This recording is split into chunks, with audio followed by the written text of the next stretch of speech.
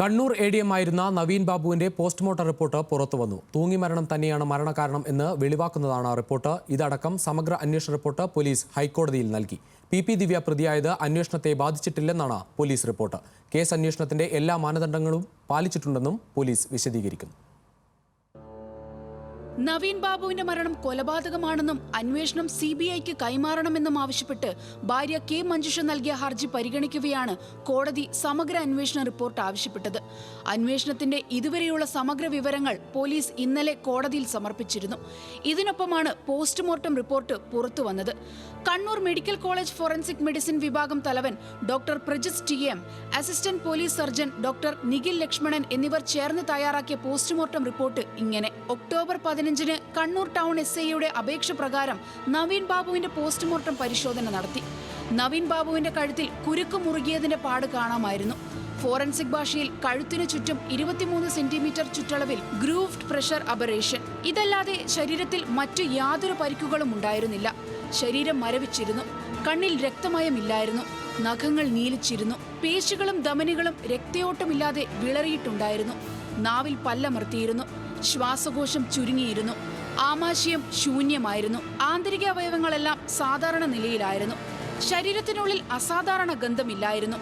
നവീൻ ബാബുവിന്റേത് തൂങ്ങിമരണം തന്നെയെന്ന് postmortem report ഉറപ്പിക്കുന്നു.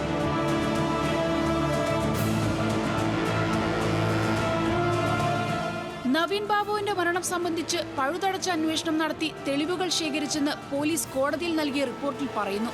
വിശദാംശങ്ങൾ ഇങ്ങനെ: 5 സ്വതന്ത്ര സാക്ഷികളുടെ സാന്നിധ്യത്തിൽ ഇൻക്വസ്റ്റും സീൻ മഹസറും തയ്യാറാക്കി. ബോഡി ഇൻക്വസ്റ്റ് പരിശോധനയുടെ ഫോട്ടോകളും വീഡിയോകളും പകർത്തിയിട്ടുണ്ട്.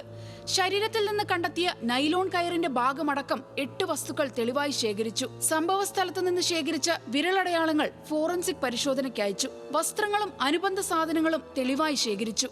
നവീൻ ബാബുവിന്റെ ഫോൺ രേഖകൾ, ഇമെയിൽ, GPay വിവരങ്ങൾ, സോഷ്യൽ മീഡിയ അക്കൗണ്ട് വിവരങ്ങൾ എന്നിവ ശേഖരിച്ചു. PP ദിവ്യ, ഇന്ധന പമ്പ് സംരംഭകൻ പ്രശാന്ത് എന്നിവരുടെ ഫോൺ രേഖകളും CDRും ശേഖരിച്ചു.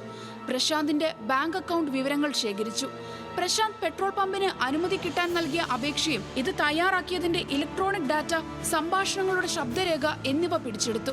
കളക്ടറേറ്റിൽ സംഘടിപ്പിച്ച യാത്രയയപ്പ് ചടങ്ങിന്റെ വീഡിയോ ദൃശ്യങ്ങൾ, ഇവ പകർത്തിയ മെമ്മറി കാർഡ് അടക്കം പിടിച്ചെടുത്തു.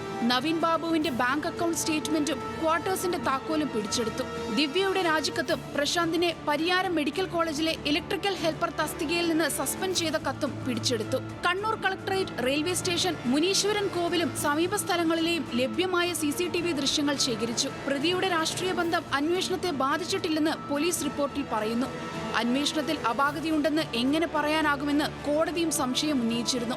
കോടതി ആവശ്യപ്പെട്ടാൽ കേസ് ഏറ്റെടുക്കാമെന്നാണ് CBIയുടെ നിലപാട്. കേസ് ഡയറി പരിശോധിച്ചതിനു ശേഷം ഇക്കാര്യത്തിൽ തീരുമാനമെടുക്കാമെന്ന് കോടതി ഇന്നലെ അറിയിച്ചിരുന്നു. വരുന്ന 12-ാം തീയതി ഹൈക്കോടതി കേസ് വീണ്ടും പരിഗണിക്കും. കണ്ണൂർ, കൊച്ചി ബ്യൂറോകൾക്കൊപ്പം ന്യൂസ് ഡെസ്ക്, ന്യൂസ് മലയാളം.